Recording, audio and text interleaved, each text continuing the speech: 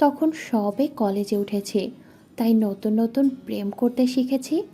ছাদে একা একা বসে আছি, মনটা খারাপ কারণ বয়ফ্রেন্ডের সাথে ফোনে ঝগড়া হয়েছে একচোট। বেশ কয়েক মাস হয়ে গেছে সম্পর্কের, কিন্তু এখনো দুজনে একসাথে কোথাও বসে নিরিবিলি নির্জনে যে একটু টাইম স্পেন্ড করব, তা হয়ে ওঠেনি। বললেই ও শুধু টাল বাহানা করে। জীবন আমাদের বাসার সামনে ওর মামার ফার্মেসিতে বসে, তো কলেজে যাওয়া আসার পথে চোখাচোখি হতো অনেক দিন ধরে। আমারও ভালো লাগতো, মাঝে মধ্যে যেতাম ওষুধ কিনতে অথবা ফ্লেক্সিলোড করতে। সেই সূত্রেই আমাদের মধ্যে সম্পর্কটা হয়ে গেছে। জীবন মামার বাসায় থেকে পড়াশোনা করে, তাই ওইভাবে স্বাধীনতা নেই, আমিও সেটা মানি। কিন্তু তাই বলে মাঝে মধ্যে আমার জন্য কি একটু আলাদা সময় বের করতে পারে না? তাই আমি মাঝে মাঝে ভাবি, দূর, আমার কপালে এমন একটা জুটলো যা একদম পানসে। সব বান্ধবীরা বয়ফ্রেন্ডের সাথে নিয়ে কত কিছু করে ফেলেছে, আর আমি এখনো উত্তম সুচিত্রা আমলেই রয়ে গেছি। আমি অনেক আগে থেকেই দুরন্ত ছিলাম, তাই হয়তো ছেলেরা পাত্তা দিত না, আমিও পাত্তা দিতাম না। আমার সব কিছু একটু দেরিতে দেরিতে হয়, যেন সময় মতো না হওয়াটাও নিয়ম হয়ে গিয়েছিল। আমার কোন কোন বান্ধবী ম্যাগাজিন নিয়ে আসতো, তখন সবাই মিলে লুকিয়ে লুকিয়ে দেখতাম। আমার ক্লোজ বান্ধবী ছিল রিনা, আমাদের একদম গলায় গলায় পিরিত। ওর কাছ থেকে প্রথম ওগুলোর সাথে পরিচয়, গল্পগুলোর সাথে তখন নতুন নতুন পরিচয়। কয়েকদিন পর পর রিনাকে বলতাম নতুন বই দিতে, সে এনে দিত বাবা মেয়ে ভাই বোন চাচা ভাতিজি। গল্পগুলো আমার ভালোই লাগতো, আর আমি রাত জেগে লুকিয়ে লুকিয়ে ওগুলো পড়তাম আর নিজে নিজেই কাজ করতাম। আমার এখনো মনে আছে, 2 বছর আগে আমরা সবাই নানার বাড়ি গেছি ছোট মামার বিয়েতে। সারাটা বাড়ি গম গম করছে মেহমানে।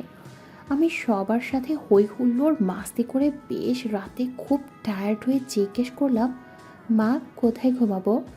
মা আমাকে বলল, আমরা প্রতিবার এলে যে রুমে থাকি সেখানেই যেন ঋতুকে নিয়ে ঘুমিয়ে পড়ি।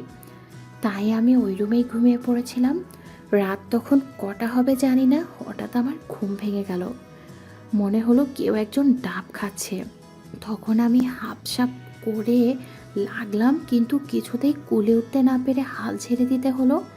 অন্ধকার রুমে কিছুই দেখা যাচ্ছে না, শুধু সম্মিলিত নারী কণ্ঠে বিয়ের গীত শোনা যাচ্ছিল। আর সেই গীতের শব্দে আমার চাপা আওয়াজ আরও চাপা পড়ে গেল। তখন তো মোটামুটি ধারণা জন্মেছে ম্যাগাজিন আর গল্প পড়ার বদৌলতে। তাই জীবনের প্রথম উত্তেজিত হতে সময় লাগলো না।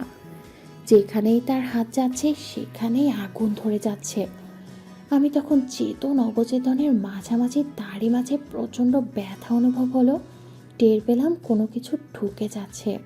মুখে হাত চাপা দেয়া থাকায় চিল্লাতে পারছিলাম না, শুধু গো গো করে শব্দ করছিলাম।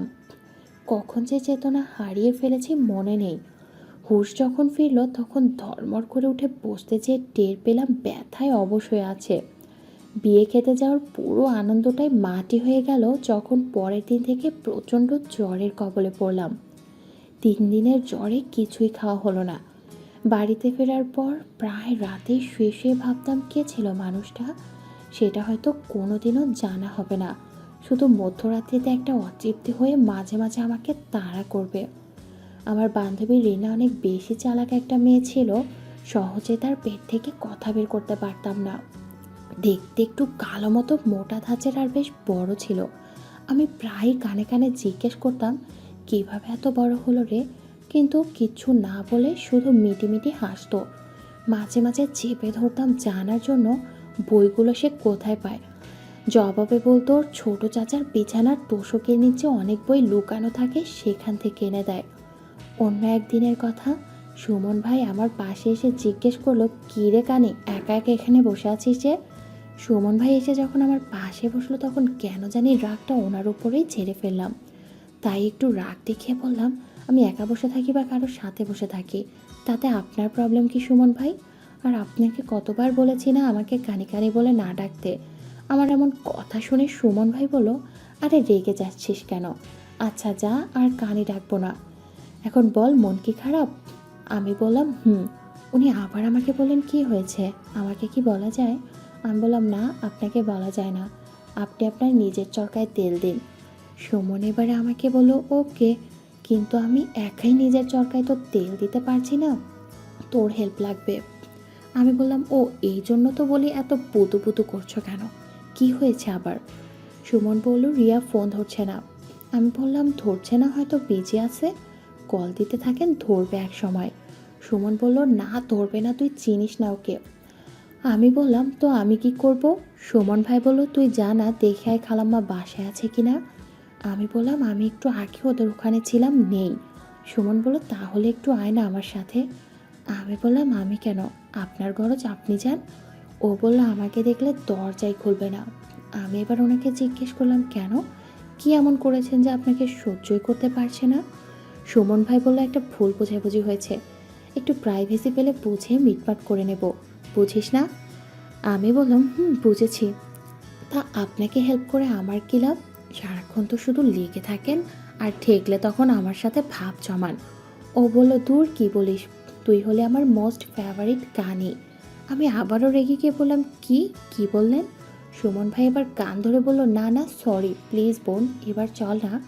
এরপর আমি ওনাকে নিয়ে রিয়াদের বাসায় চলে গেলাম। তারপর সুমন ভাই জোর করে ওকে নিয়ে বাসায় ঢুকে গেলেন। আমি মুচকি হেসে চলে এলাম, কারণ আমি জানি এখন উনি রিয়ার রুমে যাবেন, তারপর ইনিয়ে বিনিয়ে বুঝিয়ে ঠান্ডা করবেন।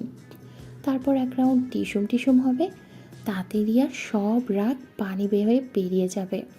বন্ধুরা, রিয়া আর আমি ফ্রেন্ড, ওর সাথে যে সুমন ভাই 3-4 বছর ধরে চলছে সেটাও আমাদের সকলের জানা। ওদের যে লাগালাগি হয় সেটা রিয়াই আমাকে বলেছে, একদম ডিটেল বলতো কিভাবে কিভাবে করে। শুনে আমি লজ্জা পেতাম, কিন্তু রিয়াকে দেখতাম নির্বিকার, যেন খুব স্বাভাবিক কোনো ব্যাপারে কথা বলছে। সুমন ভাই জিম করতেন, একদম বডি বিল্ডার দেখার মতো বডি, যেমন লম্বা তেমনই চওড়া চেহারা। ওনাকে দেখে যে কোনো মেয়ে পটে যাবে। আমাদের বিল্ডিংটা ছিল 4 তলা, আমরা থাকতাম 3 তলাতে আর রিয়ারা থাকতো 2 তলায়। অনেক বছর ধরে এক বিল্ডিংয়ে থাকি, সেই হিসেবে আমরা অনেকটা আত্মীয়ের মতো হয়ে গেছি। সুমন ভাইরা থাকে আমাদের পাশের গলিতে, কিন্তু আমাদের ছাদ থেকে ওনাদের বাসা দেখা যেত। 1 তলা বাড়ির ছাদে সুমন ভাই রোজ জিম করে, তা আমাদের ছাদ থেকে দেখা যায়। আমার বড় ভাইয়ের সাথে ওনার বন্ধুত্ব, তাই আমাদের বাসায় প্রায়ই আসেন। সুমন ভাইকে একটা সময় অনেক লাইক করতাম, কিন্তু রিয়ার সাথে ওনার রিলেশন আছে জানার পর আর এগোইনি। ওনার সালমান খানের মতো বডির ফিদা ছিলাম। এক সময় ওনাকে নিয়ে কত স্বপ্ন দেখতাম, একটু আধটু যে ট্রাই করিনি তা না, কিন্তু উনি সব সময় আমাকে বোনের মতো ট্রিট করতেন। রিয়ার সাথে এতদিনের রিলেশনের পরিণতি যে ওভাবে হবে তা আমরা কেউই কল্পনা করিনি। রিয়া ইতালি প্রবাসী একটা ছেলেকে ধুম করে বিয়ে করে ফেল। তারপর থেকে সুমন ভাই একদম পাল্টে গেলেন, জিম করা ছেড়ে দিলেন, এমনও কানে এসেছে উনি নাকি নেশা টেশাও করেন।